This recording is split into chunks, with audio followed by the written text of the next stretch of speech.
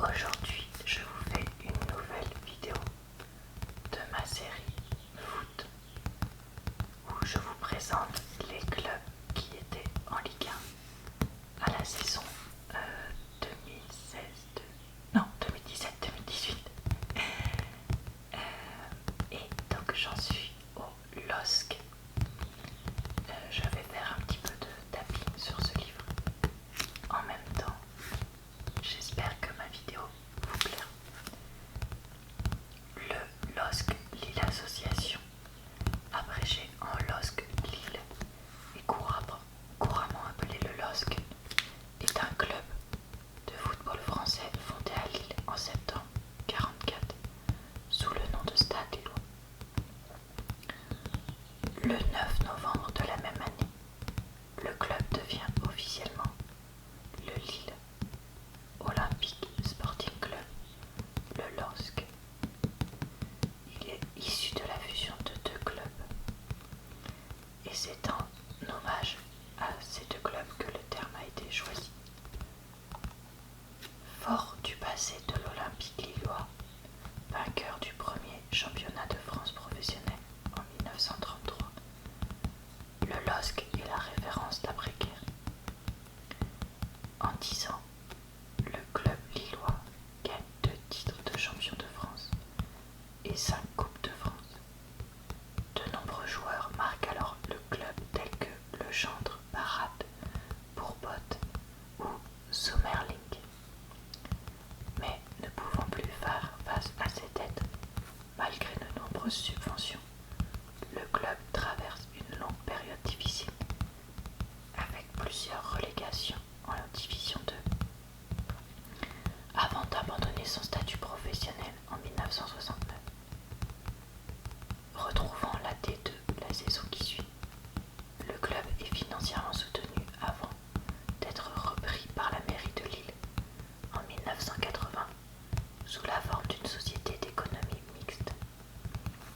Le LOSC est privatisé en 1999 après avoir frôlé le dépôt de bilan en 1994. Cette privatisation s'accompagne de résultats sportifs positifs.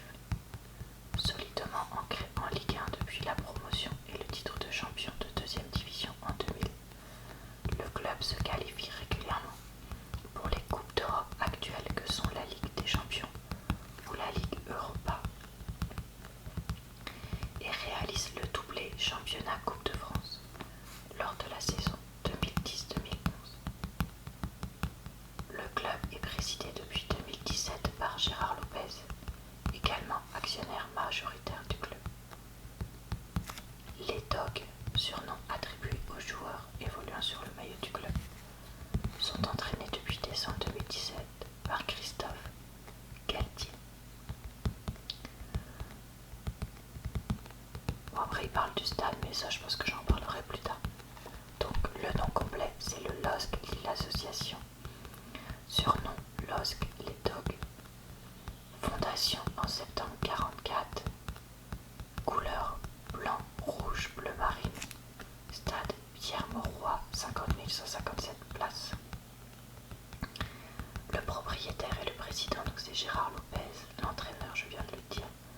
Le joueur le plus capé, c'est Marceau Sommerling, je crois que c'est comme ça qu'on dit. Et le meilleur buteur, c'est Jean Barat. Alors, je vais vous lire un petit peu l'origine du club avec la fusion. Donc, le 25 mai 1941, l'Olympique Iris Club Lillois naît de la fusion de la section football de l'Olympique Lillois et de l'Iris Club Lillois.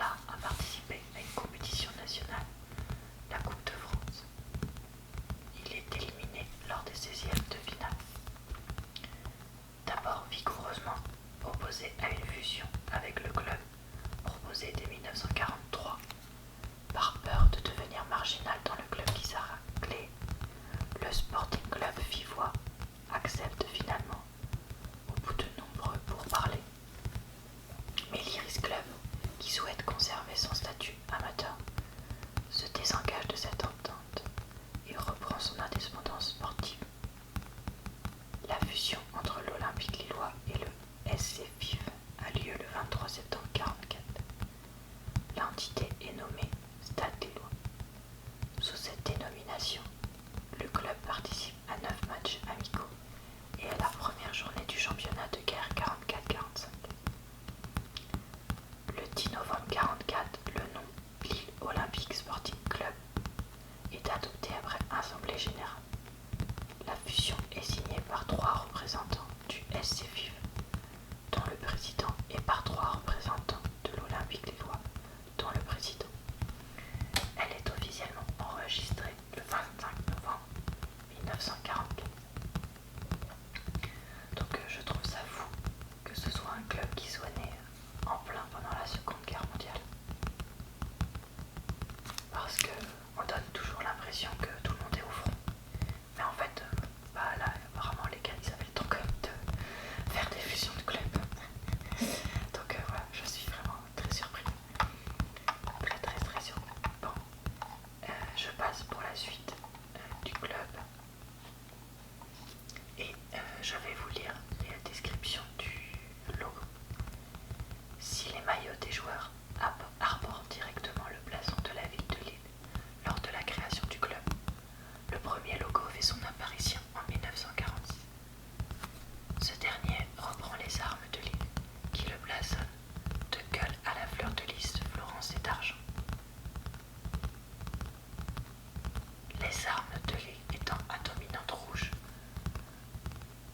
comme le logo de l'Olympique lillois. Le bleu fait rapidement son apparition en hommage au Sporting Club vivois. Ce blason évolue légèrement.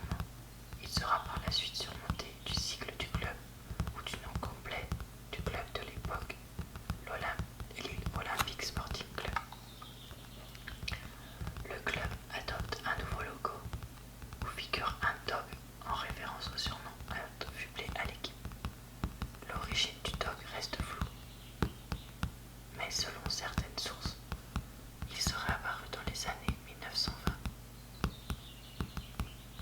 Ce logo évolue une nouvelle fois avec la fleur de lys tout sur le dog et l'apparition de la mention Lille Métropole. Cette mention est symbole des ambitions des dirigeants de construire un club très enraciné dans sa métropole.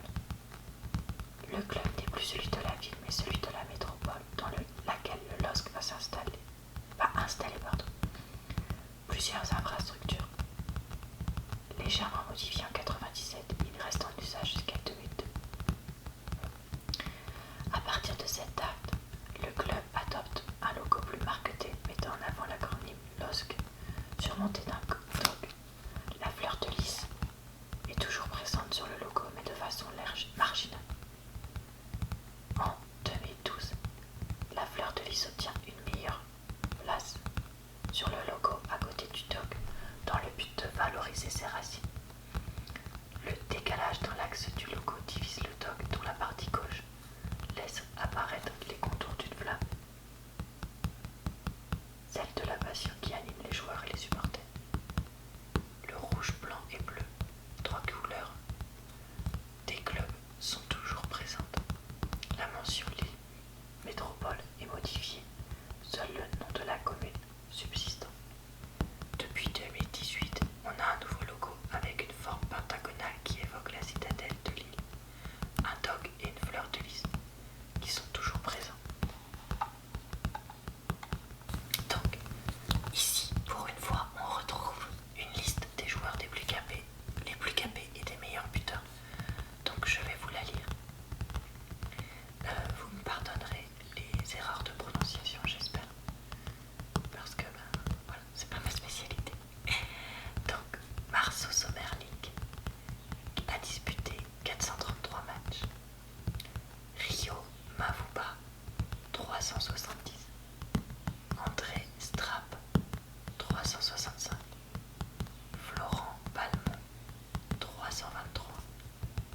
Franck Perea, 317. Mathieu Debuchy, 309.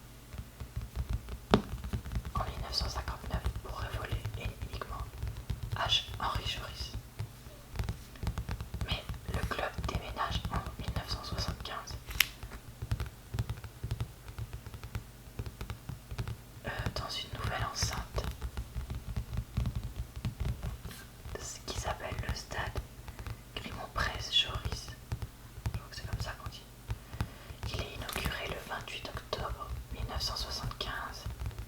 À l'origine, le stade pouvait contenir 25 340 spectateurs.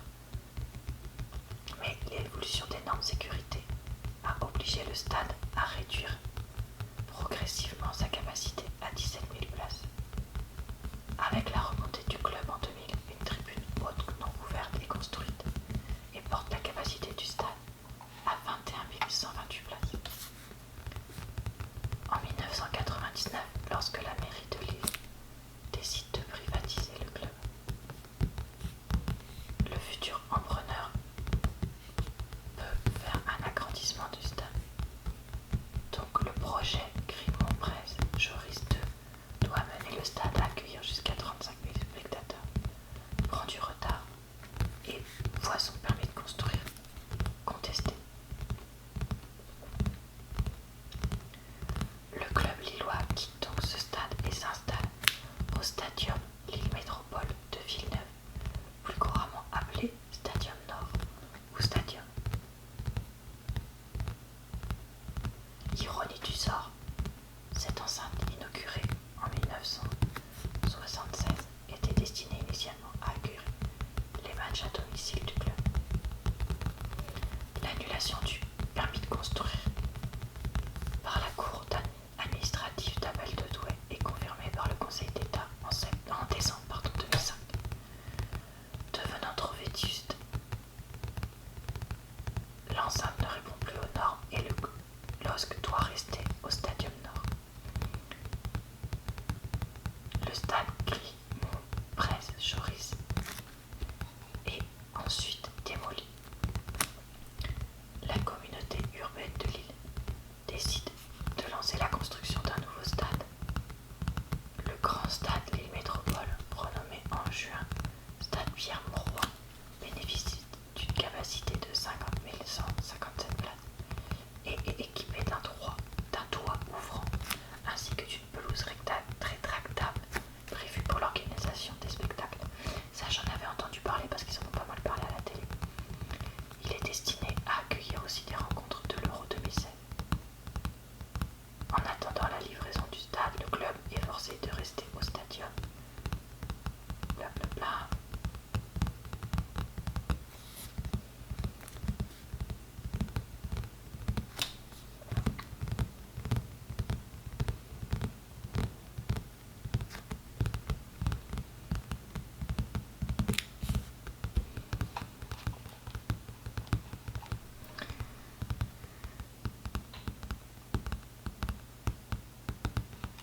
Ça, on s'en fout. Bon, bah voilà. Désolée, j'étais en train de lire parce qu'il faisait un blabla sur une coupe de l'UEFA, mais on s'en fiche un peu. Donc, voilà.